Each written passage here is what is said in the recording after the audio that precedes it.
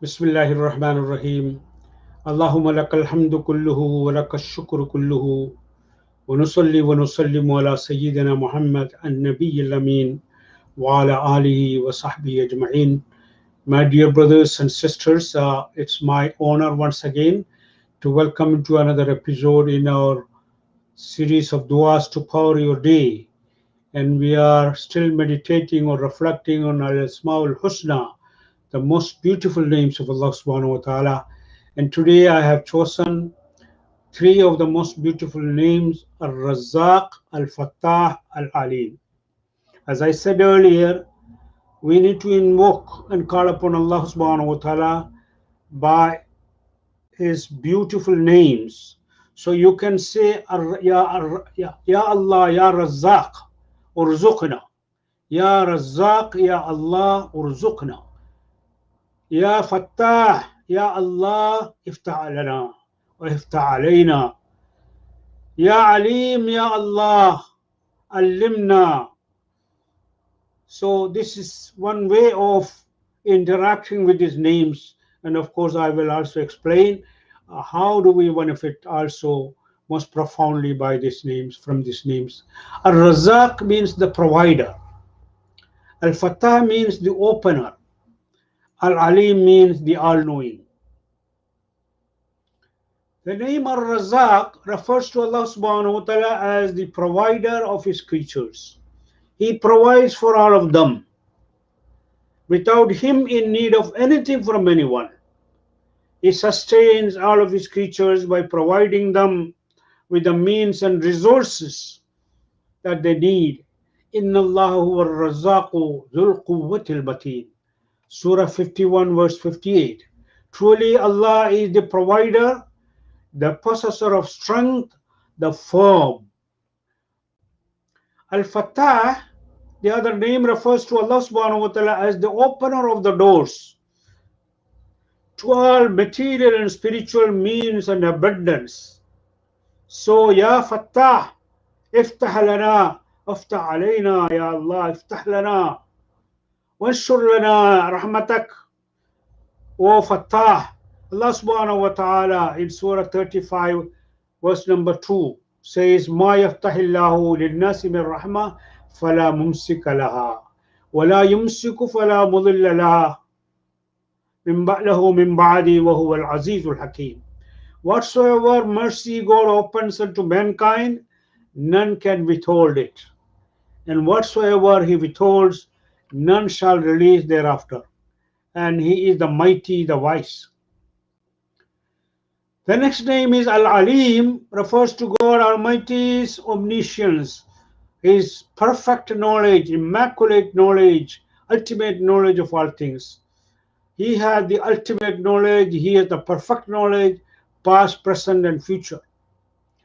So what is our share in these names? How do we benefit from these names? First of all, we mentioned that we call upon Allah by invoking his favors using these names, as we mentioned earlier. And another point is seeking provisions and favors from Allah alone while putting forth the best of our efforts.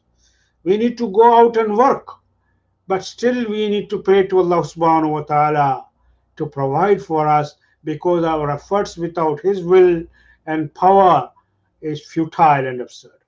So we should not be totally reliant on our efforts, but we should put forth the best of efforts while calling upon and seeking the blessing and grace of Allah subhanahu wa ta'ala. Number two, we must turn to Allah subhanahu wa ta'ala to open all the closed doors and facilitate ways and means for us. Always we need to turn to Allah, because wherever, whenever, every step of the way, we may find our doors are blocked. So how do we call upon Allah subhanahu wa ta'ala? Of course, call upon him by saying, Ya Fattah, Ya Allah, iftah lana. Oh Allah, open the closed door for me and facilitate this affair for me. Seeking knowledge from Allah subhanahu wa ta'ala, because he alone is all-knowing. This means that we must read, we must think, we must analyze, we must observe, we must do research while also turning to Allah subhanahu wa ta'ala. The Muslim scientists like Ibn Sina would think and reflect and research and then go to the masjid and pray 2 rakah. Even though he is not such a legalistic Muslim, but spiritually he is attuned to turning to Allah subhanahu wa ta'ala, because he knows, after all, the success of his research is dependent on the mercy of Allah subhanahu wa ta'ala opening the doors of that knowledge. So even though we put forth the best of our efforts, seeking the resources and the avenues and the methods of learning, we need to always also open to correction. This is another wisdom we learn from our great scholars and scientists, because whatever theories they formulate, whatever conclusion they arrive at, they would still follow it up by saying, Wallahu alam, Allah knows best. Because they know that it could be open to correction, it could be open to criticism, it could be open to improvement. So we must practice that humility to say, Allah, Wallahu alam, Allah knows better. And we should never be uh, overly proud over our knowledge, because فَوْقَ كُلِّ ذِي عِلْمٍ عَلِيمٍ, above every knowledgeable person is someone who knows better than that. Who is that? Greater in knowledge is none but Allah subhanahu wa ta'ala. أقول قولي هذا وأستغفر الله لي ولكم والسلام عليكم ورحمة الله وبركاته.